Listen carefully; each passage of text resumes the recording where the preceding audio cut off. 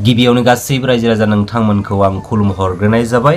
लोगोसे नोंथांमोननि सेराव आं दिनैयो आंनि बे भिडिअनि गेजेरजों मोनसे दुखु गोनां जाथायनि खौरांखौसो फोरमायनो थाखाय बे भिडिअखौ लानानै फैबाय। लोगोसे बे दुखुनांथाव फोरमायहरनाय बाथ्रायानो जाहैबाय रायजो राजा नोंथांमोन, बाक्सा डिस्ट्रिक्ट गबथना पुलिस थानानि सिङाव थानाय आइ लाभ इउ बाजार साखाथिनि अक्सिगुरि रिजार्भ बान्दुगुरि गामिनि सासे 10 थाखोआव फरायफुनाय निजोरा कसारी मुंनि सासे बर' हिन्जावसाया हरखाबै मोनसे गिख्रंथाव बेमारजों नारसिनजानानै बे निजोरा कसारीखौ दा समाव बरपेटानि स्वागतम हस्पिटालाव एडमिट खालामनानै दोननाय जादों। जेरावनोखि निजोरा कसारीनि बेरामखौ फाहामनो थाखाय गोबां रांखावरिनि आंखाल जानानै फैदों दा समाव। बेखायनो न'खरनि मानसिफोरा लोगोसे आंबो स्पेशली गासै रायजो राजा नोंथांमोननि सेराव मोनसे खावलायहरनाय मोनसे रिक्वेस्ट, नोंथांमोना बे होनानै दोननाय फन पे नाम्बाराव लोगोसे बे होनानै दोननाय QR क'डाव गावनि हारिनि सेन्टिमेन्टखौ लाखिनानै गावनि हारिनि सासे बिनानाव बा बिब' साननानै बिथांनि जानानै थानाय जा गोब्राब बेराम बे बेरामखौ फाहामनायाव जों बयबो एसे एनै रां अनसुंथाइ हरलायनानै हेफाजाब होलायगोनखौ आं मिजिंथिनायजों लोगोसे नोंथांमोना जा एसे हायो बयबो अननानै अनसुंथाइ हरलायदो। बेफोरबायदि प्रब्लेमनि समाव जों गावजों गाव हेफाजाब होलायनांगौ। प्रब्लेमा जों बयनिबो गेजेराव मालाबा समाव जाया नङा जाफ्लाङोबो। बेखायनो जोङो गावजों गाव हेफाजाब होलायनांगौ। लोगोसे मोनसे खावलायनाय, नोंथांमोना बे भिडिअखौ हानायमानि शेयार खालाम। मानोना नोंथांनि मोनसे शेयाराव बै सानै साथाम मानसियाबो मिथिनानै लानो हानाय बायदि। दानिया फैदो रायजो राजा नोंथांमोन, गुबुन मोनसे चेप्टारनि गुबुन मोनसे टपिक्सखौ लानानै जोङो दान्दिसे सम सावरायलायनोसै। नंगौना नङा रायजो राजा नोंथांमोन?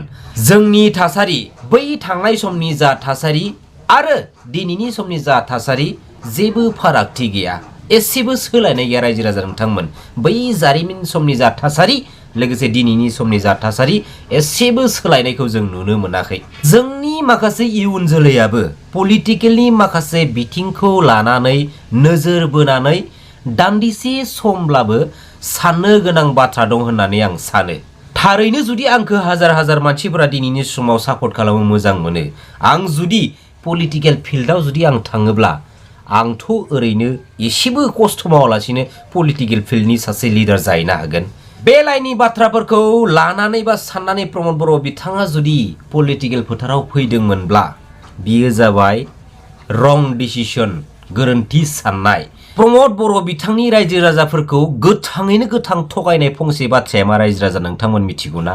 गासै रायजो राजाफोरखौनो बियो नंखाय बाथ्राजों थगायदो दै, गोथाङै गोथां थगायदो रायजो राजाफोरखौ। गासै बर' माहारिनि रायजो राजाफोरखौनो गोथाङै गोथां थगायदों प्रमद बर' बिथाङा। बे थगायनाय बाथ्राया मा मिथिगौना रायजो राजा नोंथांमोन? बाथ्राया खोनानायाव जोबोद गोरलै, नाथाय बे बाथ्राखौ साननो थाङोब्ला बे बाथ्रानि आन्दोआव गोबां मिनिं दं। बे बाथ्रानि मिनिंजोंनो प्रमद बर' बिथाङा पलिटिकेल फोथाराव सियारनि पावारखौ लानो हादों होननानै आं सानो दिनैनि समाव। लोगोसे बे बाथ्रायानो जाहैबाय रायजो राजा नोंथांमोन, जे जों मोनफ्रोमबो बड'लेण्ड मुभमेन्टआवनो होनना बुंनो हायो दिनैनि समाव, जे आङो CM जानो थाखाय सोमावसाराखै, सोरनिबा सियारखौ सेख'नो थाखाय सोमावसाराखै। नंगौना ना रायजो राजा नोंथांमोन? बिथांमोननि गारिखौ सेनो थाखाय जों सोमावसाराखै। आरो आं हारसिंनि खोथा सानो बुङोब्ला आं कुनुदिन MLA MP BTC नि चिफ GM मेम्बार जानो थाखाय आं सोमावसाराखै।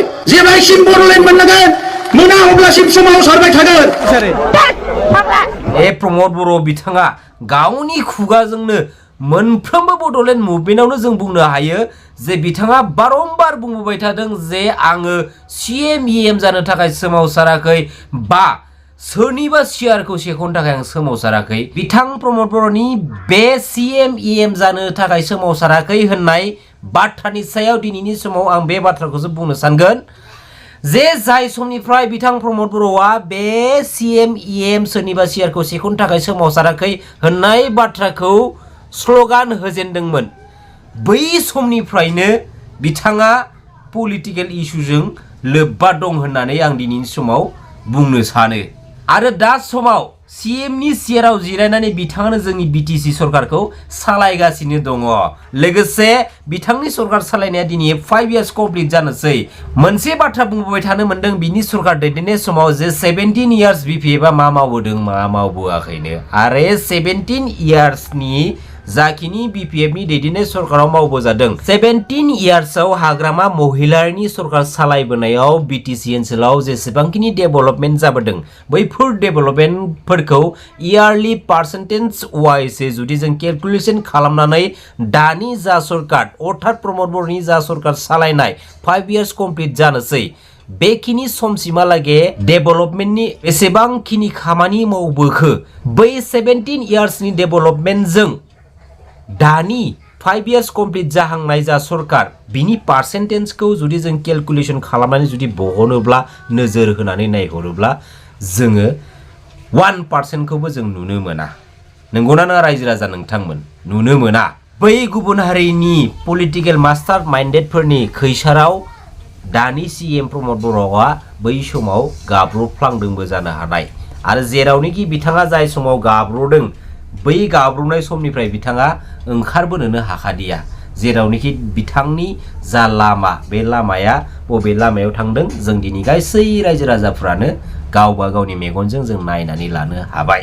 दिनैनि समाव गासै बर' हारिनि रायजो राजाफ्रानो दिनै सांग्रां जाजोब्बाय जे जों दिनैनि समाव जाखिनि BTCनि बेले बेजे थासारि बैफोर थासारियाव थानानै जाखिनि मानसिफ्रा दिनैनि समाव भुगिनांदों बेनि फिथाइखौ जायफोर मोनजादों बैसोर मानसिफ्रा दिनैनि समाव मोजाङैनो मिथिगौ जे बैसोर मानसिफ्रा सोरखौ सापर्ट होफ्लांनानै माबायदि साजाखौ गावबा गाव भुगिनानै लानांदों बैफोर मानसिफोरासो दिनैनि समाव मोजाङै मिथिनानै लानांदों। मिथिबाय रायजो राजा नोंथांमोन जे जोंनि BTCनि जा थासारि बैफोर थासारिनि गुलाय गुजाया आरो गुलाय गुजाय जानायनि गुबै जाहोनानो जाहैबाय बे पलिटिक्सनि थाखाय। बेखायनो जोङो राइट टाइमाव राइट चइस माने थि समाव थि मानसिखौ जोङो हेफाजाब होनायनि गोनांथि आरो बे गोनांथिखौ दिनै जोंनि बर' हारिनि गासै रायजो राजाफ्रा दिनै मिथिनानै दिनै सांग्रांबो जाबाय। बेखायनो मा समाव सोरबायदि लिडारखौ जों सापर्ट होनांगौ सापर्ट होनाङा दिनै गासै बर' माहारिनि रायजो राजाफ्रानो दिनै मिथिनानै दंजोबो। जों गासै रायजो राजानि आखायावनो थाजोबो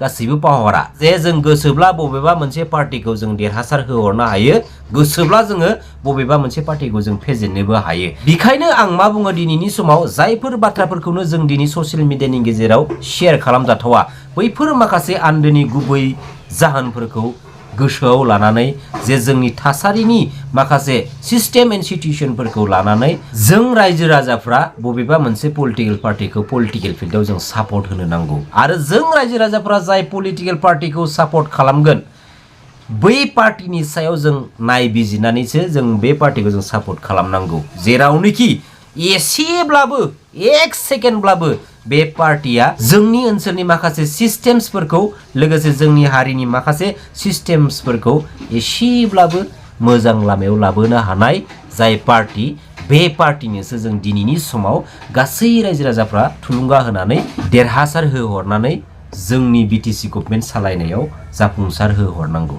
बेखायनो दा समाव जोंनि BTC ओनसोलनि गासै रायजो राजाफ्रा ओरैबायदि रेडि जानानै दं फैगौ 2025 नि BTC बिसायख'थिनि थाखाय आरो बे बाराव गासै रायजो राजाफ्रानो मानि थाखाय रेडि जादों होनब्ला फैगौ 2025 नि जा BTC इलेक्शन BTC बिसायख'थि बेवहाय गासैबो रायजो राजाफ्रानो दिनै साग्रिद जानानै BPF पार्टिखौ थुलुंगा होनानै BTC सरकार सालायनायाव जाफुंसार देरहासार खालामनो थाखाय दिनैनि समाव गासैबो रायजो राजाफ्रानो दिनै रेडि जाजोबनानै दं समखौ नेगासिनो दं माला फैगोन BTC आव BPF पार्टिनि सरकार खुंथाय गोहोखौ गासैबो रायजो राजाफ्रानो दिनैनि समाव लाबोफिननो थाखाय दिनैनि समाव रेडि जानानै दङ जे BPF पार्टियानो बा हाग्रामा महिलारनि आखायावनो BTC सरकार खुंथाय गोहोआ थानांगौ बेखौ दिनैनि समाव गासैबो रायजो राजाफ्रानो हास्थायफिनदों। लोगोसे गासैबो रायजो राजाफ्रानो दिनै साग्रिद जानानै दं नेनानै दं फैबाय थानाय 2025 नि बिसायख'थिखौ बा BTC इलेक्शनखौ। नेक्स्ट भिडिअ लोगो मोनलायसिगोन रायजो राजा नोंथांमोन खुलुमबाय।